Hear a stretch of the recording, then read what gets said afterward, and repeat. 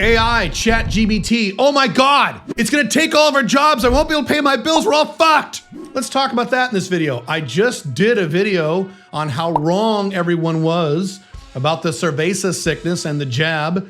I suggest you take a look at it because that directly relates to what we're gonna discuss today about AI and Chat GPT, and we're all gonna lose our jobs and we're all fucked. And oh no, the poor truck drivers. How do I write books or copywriting if the Chat GPT will do it?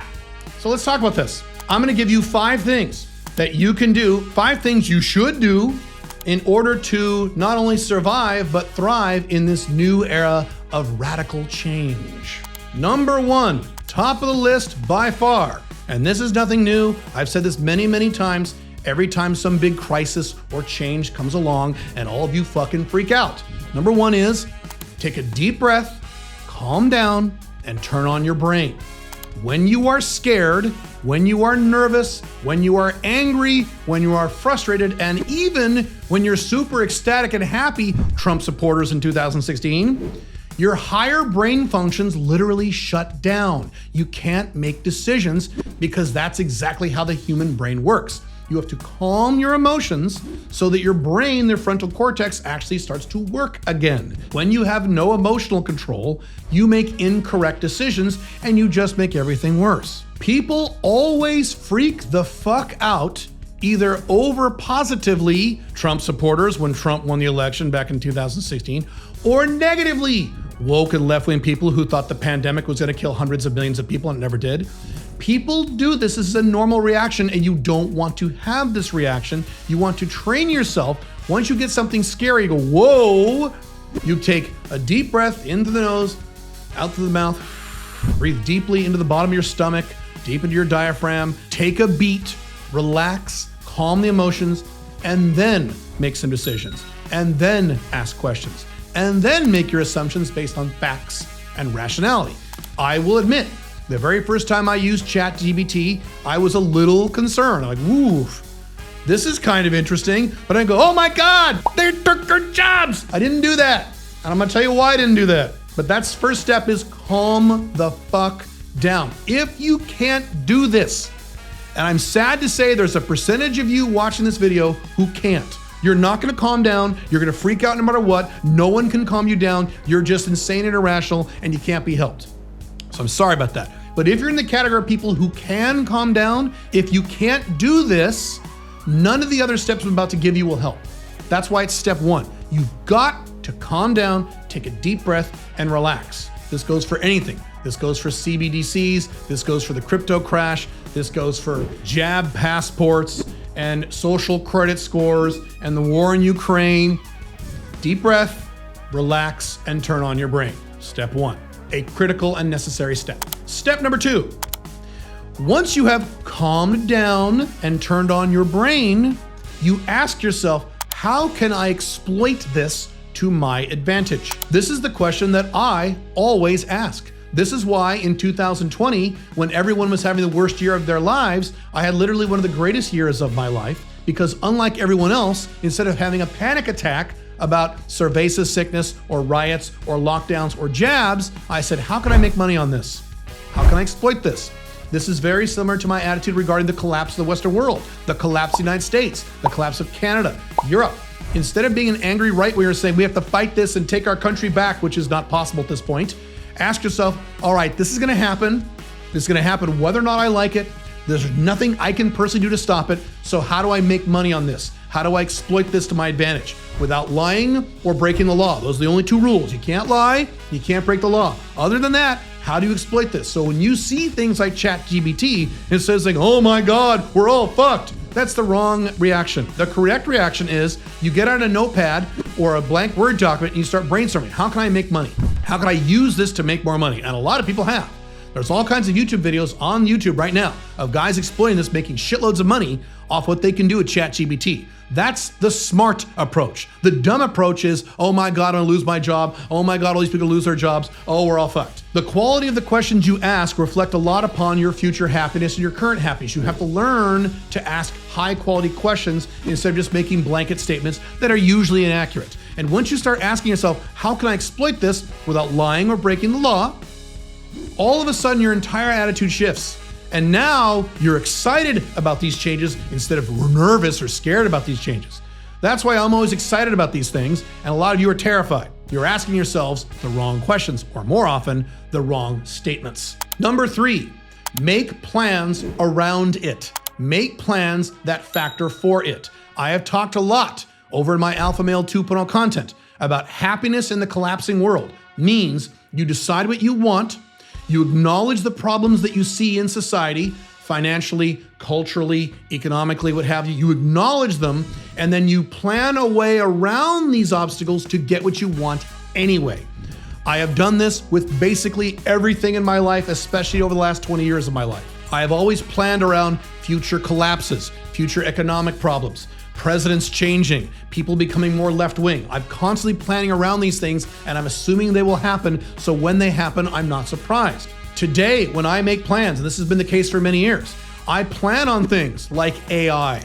I plan on things like nanobots. I plan on things like VR and Neuralink. I plan on things like sex robots. I plan on things like the collapse of the Western world. I plan on things like more little wars and taxes going up all over the earth. I plan on these things. I plan on these future changes in advance, so when they occur, I'm not freaked out, A, and B, I still get the results I want, even though these things occur. So instead of freaking out about this, you say, what do I want? And now that we have this AI, which is just gonna get worse or better, depending on your viewpoint about this stuff, now that we have this change in our lives, how do I navigate this to get to what I want? Not just how do I exploit it, but what are the plans I need to set in my life to take advantage of this, or at a bare minimum, have this not affect me? For example, if all you do for a living right now is copywriting, that is literally your only source of income, that's all you do nothing else for your clients, then yes, you should be concerned. And you should start looking at other ways to make money that will benefit from the rise of AI instead of being negatively affected by the rise of AI. I've been saying this to truck drivers for at least 5 years. Dude, if you're a truck driver and that's your only source of income, it's time to get out of that line of work, because as the split second the government approves self-driving cars, it'll be trucks that are replaced first, and you're gonna be fucked. So instead of saying this is bullshit, I lost my job, you had plenty of time to prepare for this, and now is the time to do that. It's the same thing with AI. I will give you my favorite quote, one of my favorite quotes of all time. It's in my book, The Unchained Man. It's from a man named Earl Nightingale, a genius. And the quote basically goes like this. In the early 90s, he was watching TV, and he saw a blue-collar worker in the United States get laid off from his job when they started outsourcing all the jobs to India. And this blue-collar worker said, I'm screwed. I don't know how to do anything else. I've been doing this for 20 years. I don't know how to do anything else. And Earl Nightingale shouted at the TV and he said, are you insane? 20 years? You haven't learned any other skills in 20 years? In 20 years, you could have learned heart surgery in your spare time. Truth, facts, and you didn't do anything? Whose fault is that, motherfucker? This also goes back to something I've talked about in my other content, where the typical average guy, the typical average beta male is the guy who's gonna get absolutely destroyed by what is coming. Not just the collapse of the Western world, but all these technological advances. You do not wanna be the average guy right now. I've talked about that many, many times. You get my point. By the way, if you like this content, how to create location-independent income, move to a less bad country, or at least set up an international backup plan, and do all these things for very little money, you should subscribe to this channel, click the notification bell, put a like on this video, and leave a comment on this video, and that way you'll be able to get all this content for free in the future. Number 4, and if you follow my Alpha 2.0 content, you are already well versed in this. Have a mission, a life mission. That is the meaning behind your life. It is bigger than your job. It is bigger than your income. It's why you work. It's why you live. Whenever I see anyone say, I'm worried about my job because of AI, I know I'm looking at a man who has no mission. All you're worried about is, I gotta pay my bills. Well, like I've said many times, if that's your focus in life, I gotta work to pay my bills, you're fucked. Boy, are you in trouble. Not just from AI, but from 20 other things that's gonna occur over the next few years/decades. Boy, I'm glad I'm not you. You need to have a mission. That's why I'm not concerned about AI at all, because I have a mission, and my mission transcends what I do for a living, the specific ways in which I make money and earn money right this second. Your mission is, once you accomplish all of your goals, what do you do for work and why do you live? That's your mission. And I have a mission that is very clear and very specific. And if AI takes over aspects of what I do, great. I have more time to actually implement my mission in other ways that I can't right now. When you have a mission, these changes tend to benefit you.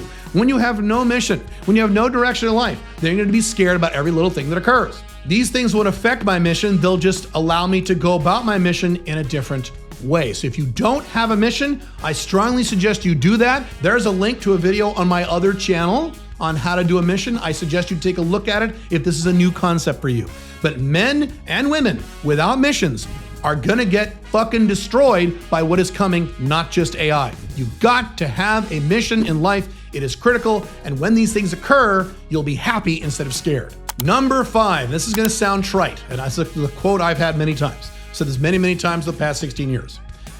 Money solves all problems. Now, what do I mean by that? Well, these changes in AI and other technological changes are going to affect you less the more money you have. So for example, a radical change in AI is going to negatively affect the guy making $40,000 a year way before it affects the billionaire. Things like this will radically affect the guy making, $80,000 a year way before the guy who makes $800,000 a year.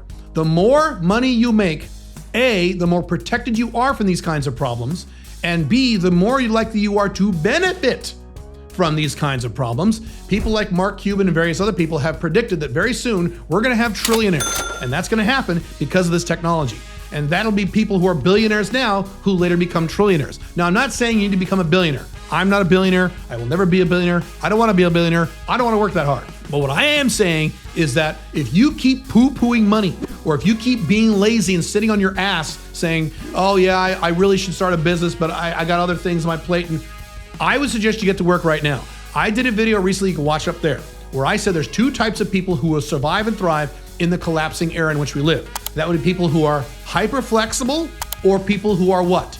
Worth at least $10 million in net worth. I'm doubling down on that. If you have a lot of money, you're gonna be a lot less concerned about this shit than if you have no money. This is why I've said in my podcast lately, you don't have time to fuck around with your financial life. You've got to get your house in order. You've got to get your location-dependent business started. You have to start earning good money so that you can be protected or at least benefit from these changes instead of being negatively affected by them.